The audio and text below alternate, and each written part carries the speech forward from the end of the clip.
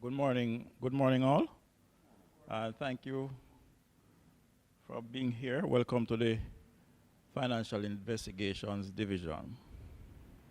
My name is Selvin Hay, as Gareth mentioned, and I'm the Chief Technical Director of the department, of the division. Oh. I'd like to firstly just give you an overview of the FID and its mandate. And then Mr. Darian will go into more details as regards operations and investigation. Mr. Dixon will give us the UK's perspective, as he is the senior consultant here with the FID, and he's been here for quite a while. So as regards to the mandate of the FID, Financial Investigations Division is a division of the ministry. By law, it is a department, and I'm going to speak more to that a little later. Its mandate is to take the profit out of crime, and the FID is mandated under the Financial Investigations Division Act, which came into being. The act was enacted in 2010, and to effectively deal with the multi-dimensional and complex problem of financial investigation, and has responsibility to investigate all categories of financial crime, collect information and maintain intelligence databases, and this is done through our Financial Intelligence Unit. Also in its mandate is to collect and process transaction report as required under the Proceeds of Crimes Act, popularly called POCA. And there's also the mandate under the Terrorism Prevention Act and the United Nations Security Council Resolution Implementation Act. We're also mandated to promote awareness and understanding of financial crimes, and through the Asset Recovery Agency, manage, safeguard, and properly seize any property seized, restrained, or forfeited from financial crimes under all the acts I spoke of earlier. We are also mandated to maintain statistics on reports made under the Act, prosecutions, investigations, and convictions of financial crimes. Mr. Darian, as I said before, will go in more details with that regard. Several departments make up the division. And as you see, some of our lawyers behind us, we have our legal services unit. We have the Financial Intelligence Unit, as I said before. We have the Financial Investigation teams. And we have police officers working with us who are operating in a constabulary financial unit. And these are police officers that are attached to the FID. As I mentioned earlier, the FID by law is a department. However, it has been functioning as a division. A review was recently conducted to move and transition the FID to become a department of the Ministry of Finance and Public Service. That review has been completed, and the report is now with the ministry, and steps are now being taken to transition the entity into a department. This will require additional staff, and some of the staff that we're going to look to recruit to fill some of the sections I spoke of earlier will be lawyers, accountants, information technology practitioners, financial analysts, intelligence analysts, crime analysts. The FID's role in strengthening Jamaica's anti-money laundering and counter-terrorist finance framework is very critical. Jamaica is obligated under Financial Action Task Force to establish a comprehensive anti-money laundering and counter-financing of terrorism and proliferation of weapons of mass destruction framework to tackle and prevent financial crimes. A robust anti-money laundering framework is required for participation in global financial systems. And we cannot function without access to these systems. And participation in global financial system is all important. And if we are not maintaining or meeting certain minimum international standards, then our banking sector and other such sectors will not be able to interact with international counterparts. Our financial system, in short, will be almost non-operative and non-functional.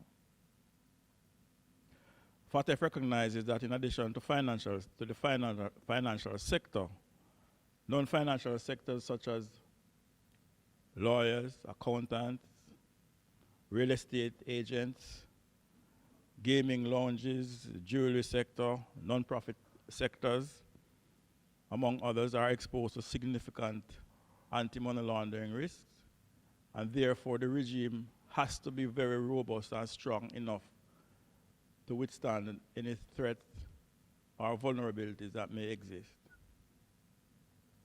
In 2015, a mutual evaluation was conducted by the Caribbean Financial Task Force, CFATF for short, and several shortcomings were identified. And from that mutual evaluation report, one of the requirements was to complete a national risk assessment, really to identify some of the areas of weaknesses I mentioned before, or areas of vulnerabilities that may exist. We are in the process right now, as we speak, of completing that national risk assessment. And it is being undertaken by the FID, the Bank of Jamaica, and the Financial Services Commission, the FSC. As I said before, we've conducted quite a lot of the work on the tasks that were required, and our completion timeline really sets us to focus on completion about the third quarter of the financial year, 2021, yes.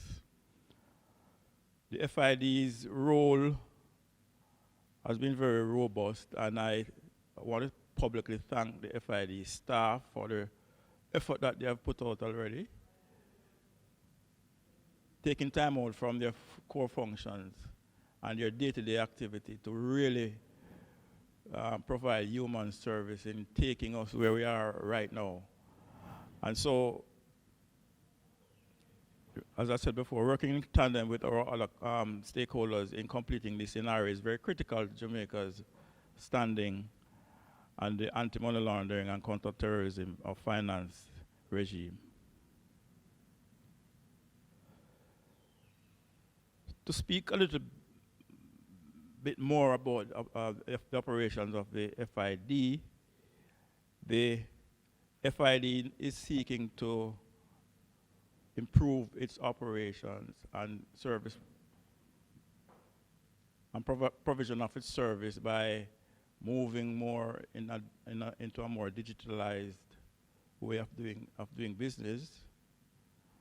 We have launched in 2018 what is called the Go AML, which is an online platform which allows financial institutions that are obligated to make reports under the Proceeds of Crime Act to do so electronically. And on the 1st of September this year,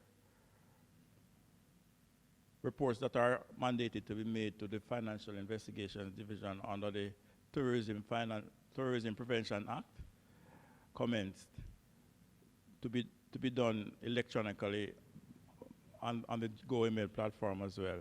So by and large, we are moving to really digitalize our actions and our service delivery. In-house, within the FID, we are also conducting our operations by moving our business onto different platforms. And we are far along the way in ensuring that our members are equipped to conduct business, whether in the field or in office, by using digitalized ways of doing business. Working from home has become much easier for the staff, and we'll continue to grow in that area. Our domestic and international cooperation is very important in what we do. And some of our domestic partners include the JCF, MOCA, Jamaica Customs Agency, the Tax Administration of Jamaica, and other local law enforcement entities. Internationally, we partner with the Egmont Group, Iron Carib, and our neighboring countries such as the US, long-standing partners such as the UK and Canada, South American countries and European partners.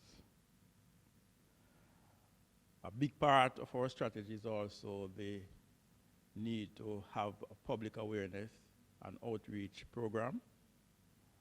There's no strategy that can be effective without interaction and education. And so, again, our members are called on to take time out from their day-to-day activities to go into different sectors and institutions to give of their expertise and experience in dealing with financial crimes and highlighting the requirements to some of our members in the financial sectors. And that is also a very large area of success, and it's giving us quite a number of reports and people abiding and meeting their own mandate by virtue of the education program that we have been conducting. I'm going to stop here and then allow Mr. Darian to go into some more details as it regards to our operations and data that we have gathered.